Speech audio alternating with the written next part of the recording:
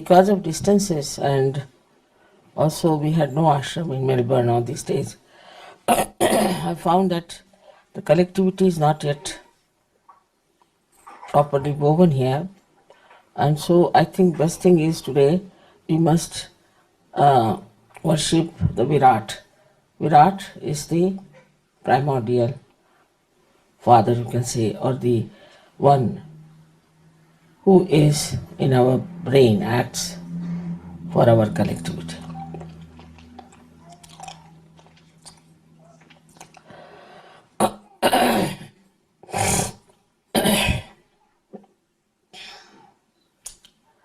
As the Kundalini rises, ultimately she ends up by piercing through the fontanelle bone area. Before entering into that, she enters into the Sahasrara. Sahasrara is the area which is surrounded by 1000 nerves. And in the medical terms, it is called as limbic area. Now 1000 nerves are all connected to the 16 important nerves of the Vishuddhi. That's why they say that Sri Krishna had 16,000 wives.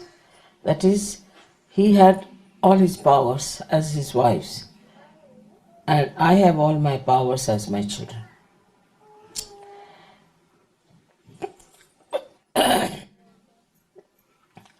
So when we are growing in our ascent, in our dhyana, we have to go to our Sahasrara.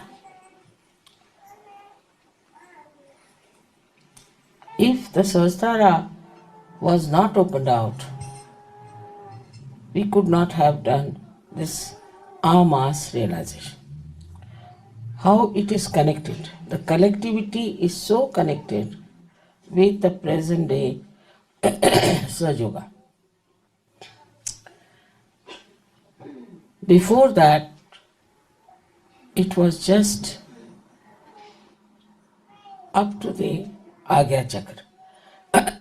But when it reaches the Sahasrara, it enlightens all the nerves, and all the nerves look like flames which are very silent, beautifully colored in all Vibgyor colors.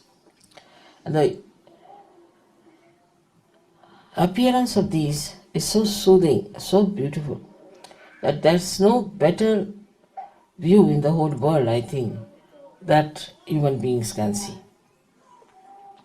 So when this Sahasrara was opened out, which we are having now a puja, as you know, in Rome, before that, it had to go to the collective. That is, I had to pay my attention to the collective. I had to see the people, their different problems, the permutations and combinations by which they are all suffering. They can all be brought to the 7 major nodes, we can say, but they are also divided into 21. One on the left, one on the right, and one in the center. So we have also whether 21 really basic problems, fundamental problems within us, which we have to solve. We have, in the beginning of SahajaYoga, have tried only to cure people, their physical problems, mental problems, their family problems, financial problems, all kinds of problems have been solved in SahajaYoga. And we have had some very great mishaps in between. As you know, that when they came up to the Agya, they started taking over the whole atmosphere by some sort of a authority which was not God's authority. As a result, many people went out at the Agya. But those who have come to Sahasrara have to understand that collectivity is the basic of your ascent. If you are not collective, if you do not come to the center, if you do not meet each other, then you are like a nail which is cut out of the finger, and the divine has nothing to do with you. You are out of the tree, like the flowers which are come out of the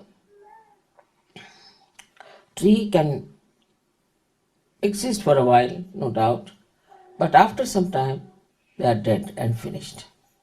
So it is important for all of you to understand that collectivity, if it is not established in SahajaYoga, SahajaYoga will die out.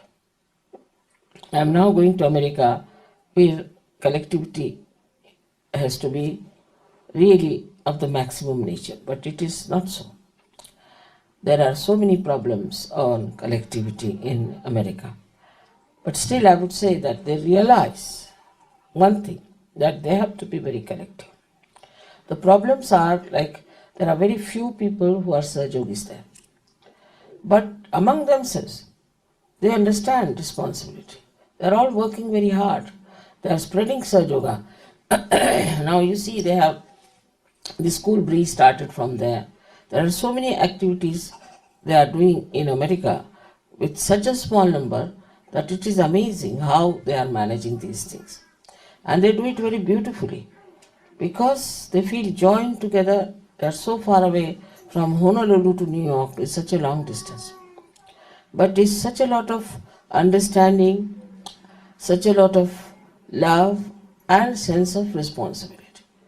Because they are a small number, they feel extremely responsible that we have to be absolutely collective.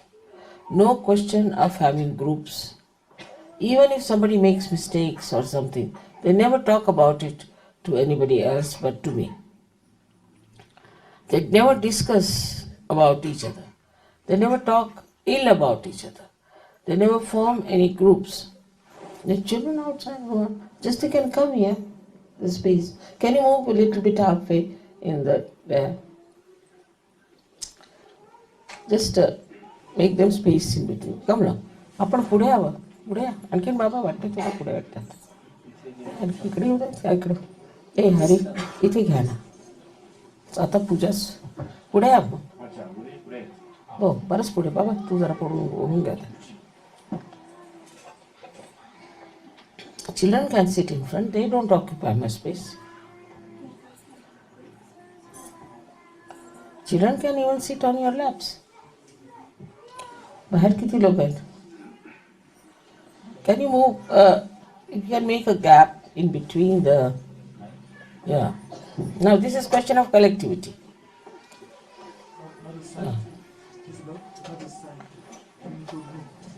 Bring the children up here. All the children can come now. They can help me in puja. They are very good at helping. Yes.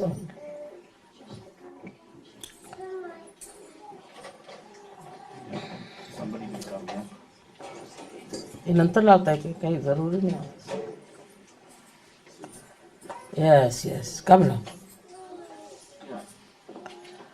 Poor children were kept out. Can you imagine? Yeah. Sit down. ते मागचं सांभाळा ते case जर वाजवून टाका.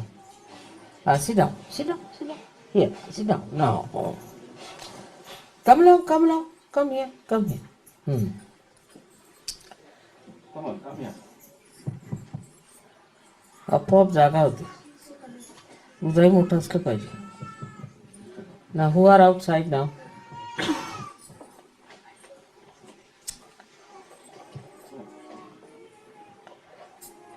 Is there with small children are they? Just the very small. Just the baby. Come along.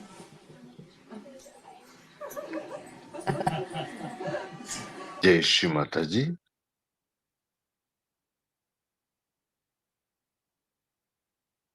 ఈ ఆనందకరమైనటువంటి అంతర్గత నిశ్శబ్ద ధ్యాన స్థితిని స్థిరపరచుకుని ఇదే స్థితిలో కొనసాగుతూ పరమ పూజ్య శ్రీ మాతాజీ ఈరోజు మనకు అందించినటువంటి దివ్య ప్రవచనానికి తల్లి అనుమతితో క్లుప్తంగా సారాంశాన్ని తెలుసుకుందాం.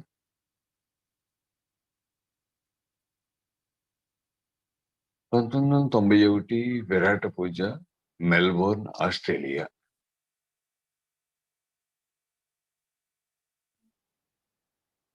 మెల్బోర్న్ లో ఇన్ని రోజులు ఆశ్రమం లేకపోవటం వలన ఇక్కడ సామూహికత సరిగ్గా జరగటం లేదు. అందుచేత మనం ఈరోజు విరాట పూజ చేద్దాం.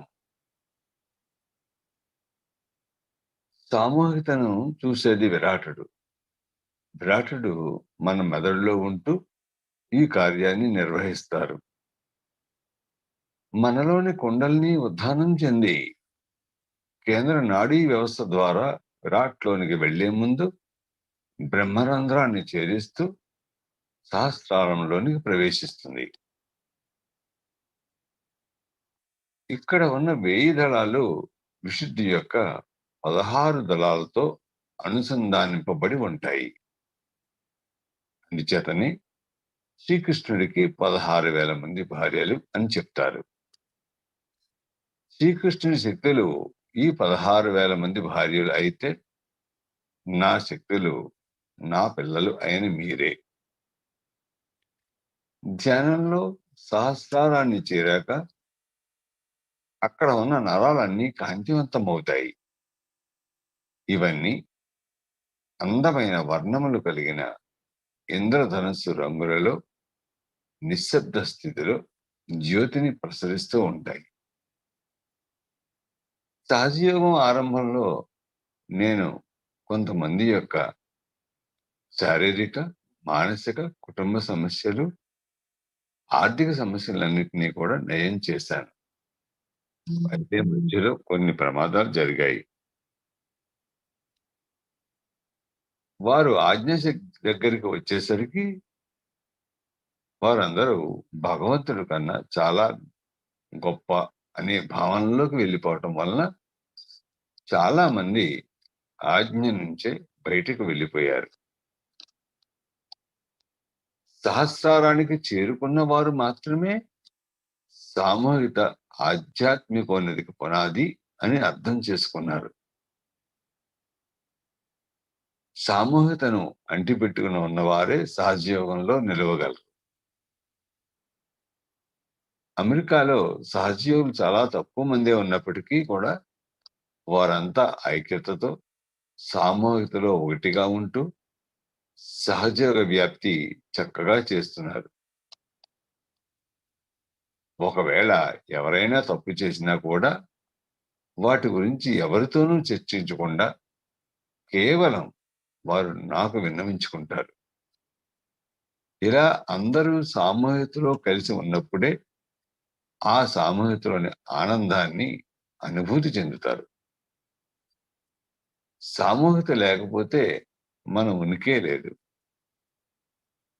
సామూహికత యొక్క ప్రాముఖ్యత మీకు అర్థమైనప్పుడు మీరు అంతర్గతంగాను బాహ్యంగాను సామూహికతలో ఉంటారు. ఇంకా శ్రీమాతాజీ ఈ విధంగా అంటున్నారు, మనలను అంతర్గతంగా సామూహికతలో ఉంచుకోవడం అంటే ఏమిటి? మనందరం ఆత్మబంధువులం. మనల్ని మనం ఆత్మ పరిశీలన ద్వారా గమనించుకోవాలి. మన బుద్ధి ద్వారా సామూహికతకు వ్యతిరేకంగా ఏం చేస్తున్నాము, మన బుద్ధి ఏ విధంగా పనిచేస్తుంది అని ఆత్మ పరిశీలన చేసుకోవాలి. మనది వసుదైక కుటుంబం. మనది అతి పెద్ద సమిష్టి కుటుంబం. మనం విరాటుని దేహంలోని అంతర్భాగం. అందుచేత మీరు ఇతరుల దోషాలను ఎంచకండి. వ్యక్తిగత ప్రయోజనం కోసం సహజయోగంలో ఎవరు ఎవరిని ఉపయోగించుకోవద్దు. మనం ఇక్కడ ఆధ్యాత్మికోన్నతి కోసం ఉన్నాము. మనం ఇతరుల్లోని మంచిని గ్రహించాలి. మీ బుద్ధి చాలా స్పష్టంగా ఉండాలి.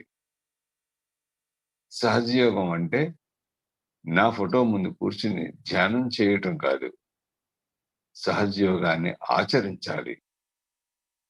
అనగా మీరు కరుణ, ప్రేమతో మెలుగుతూ, మీరు సామూహికతను అర్థం చేసుకుని, సామూహికతలోని ప్రతి ఒక్కరిని ఆనందంగా ఉంచినప్పుడు నిజమైన సంతోషాన్ని, ఆనందాన్ని నేను పొందుతాను. ఆనందకరమైనటువంటి ఈ అంతర్గత నిశ్శబ్ద ధ్యాన స్థితిని స్థిరపరుచుకుంటూ ఇదే స్థితిలో కొనసాగుతూ పరమ పూజ్య శ్రీ మాతాజీ ఈ రోజు మొదటి ఉదయం మనకు అందించినటువంటి 1991 విరాట పూజ సందర్భంగా ఇచ్చినటువంటి దివ్య సందేశానికి తల్లి అనుమతితో తెలుగులో క్లుప్తంగా సారాంశాన్ని తెలుసుకుంది.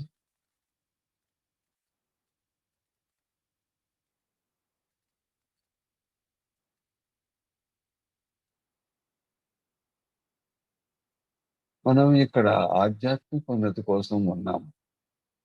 మనం ఇతరుల్లోని మంచిని గ్రహించాలి. మీ బుద్ధి చాలా స్పష్టంగా ఉండాలి.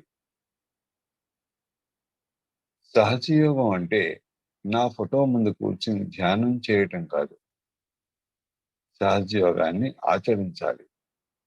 అనగా మీరు కరుణ, ప్రేమతో మెలుగుతూ, మీరు సామూహికతను అర్థం చేసుకొని, సామూహికతలోని ప్రతి ఒక్కరిని ఆనందంగా ఉంచినప్పుడు నిజమైన సంతోషాన్ని, ఆనందాన్ని నేను పొందుతాను. ఎప్పుడైతే మీరు అందరినీ ఆనందింప చేయాలి అని అనుకున్నారో,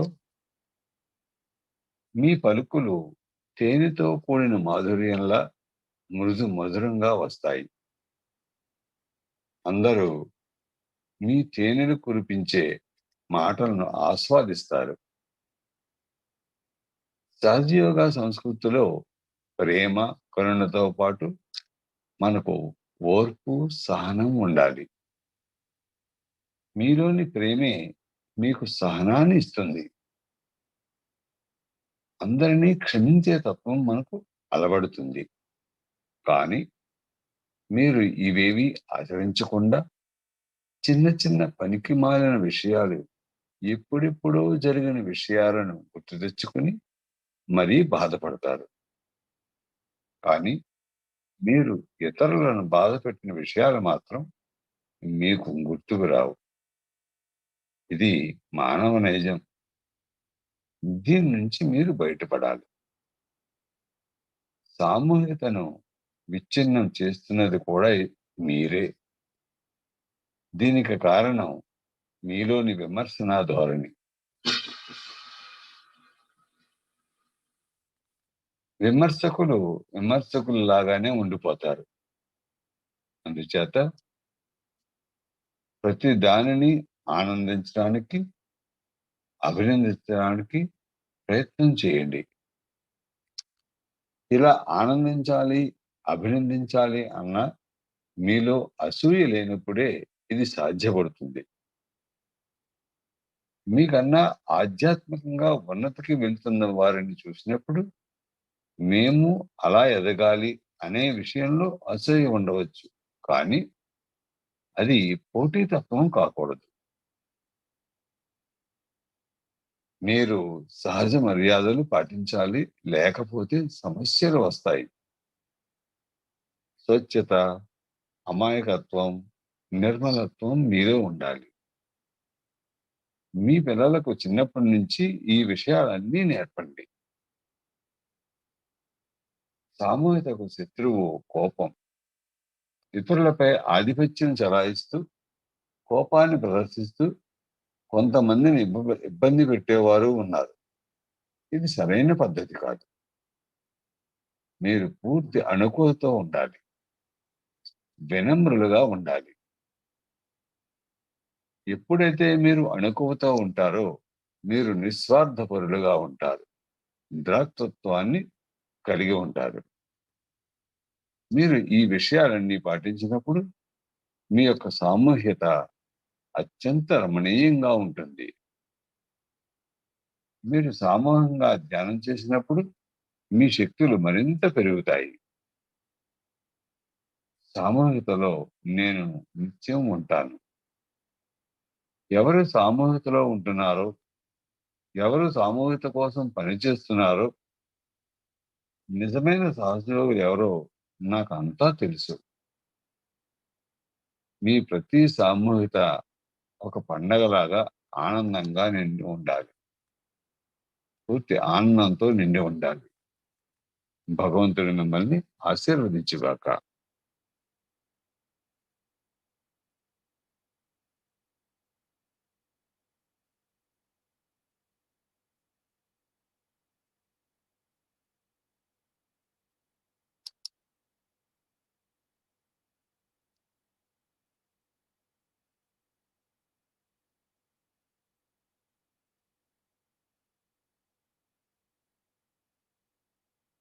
తల్లి మనకు అందించినటువంటి దివ్య ప్రవచనంలోని ప్రతి విషయాన్ని మనం అంతర్గతంగా మనలో ఇనుమడింపజేసుకుంటూ తల్లికి కృతజ్ఞతలు తెలియపరుచుకుందాం. అమ్మా, పరమ పూజ్య శ్రీ మాతాజీ, ఈ ప్రాతకాలాన ఈ సామూహికకు మీరు అందించినటువంటి ఈ నిర్మల జ్ఞానానికి, ఈ నిర్వికల్ప నిరానంద స్థితికి మీ దివ్య శ్రీచరణములకు శత సహస్ర కోటి ప్రణామములు, ధన్యవాదములు, కృతజ్ఞతలు తల్లి.